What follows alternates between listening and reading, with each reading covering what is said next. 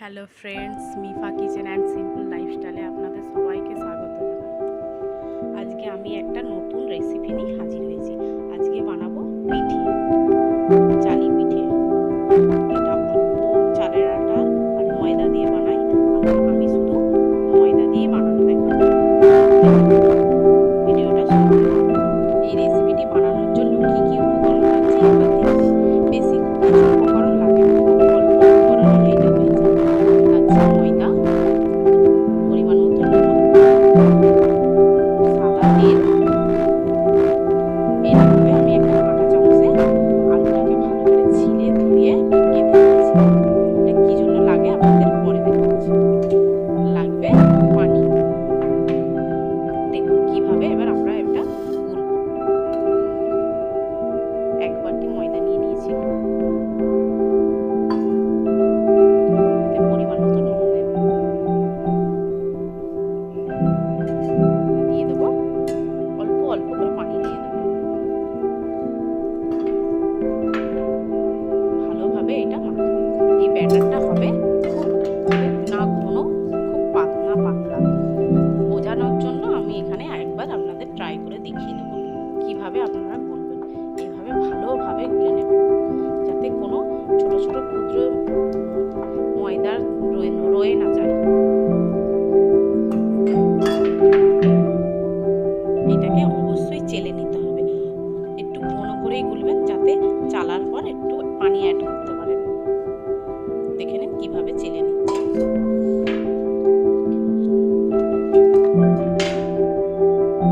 অল্প অল্প পানি অ্যাড করে আপনারা এইভাবে চেলে নেবেন। আপনারা এটা মিক্সিতেও ঘুরিয়ে নিতে পারেন। আমরা এটা চেলে নিচ্ছি। দেখুন কিভাবে চেলে নিয়েছি। হ্যাঁ, আর লাগছে ঠান্ডা পানি, একদম ঠান্ডা নরমাল পানি। আর এটা করার জন্য লাগছে এইরকম একটা ফর্মুলা। আপনারা যে কোনো দোকানে পেয়ে যাবেন কিংবা মেলাতেও পেয়ে যাবেন। দেখুন এইরকম ফর্মুলা।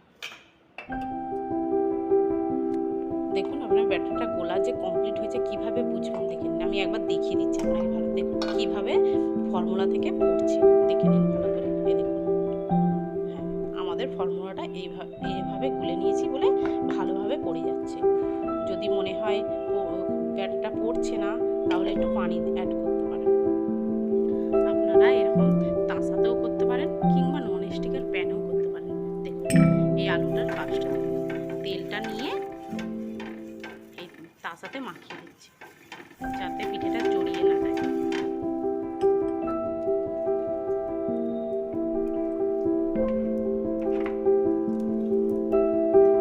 এইভাবে সুন্দর করে ঘুরিয়ে ডিজাইন করে নেবেন।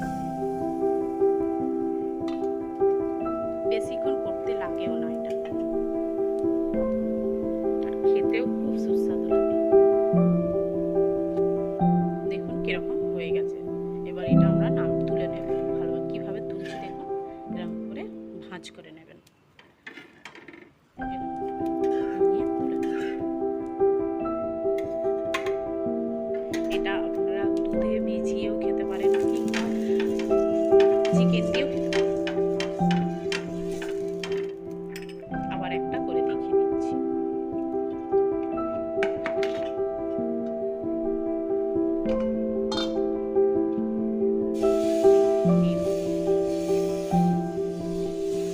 হঠাৎ বাড়িতে কোনো আত্মীয় স্বজন এসে গেলে আপনারা এটা করেও সার্ভ করতে পারেন।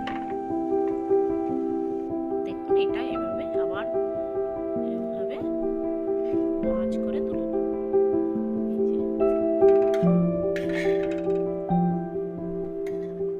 দেখুন আমাদের চালি পিঠার প্লেট রেডি।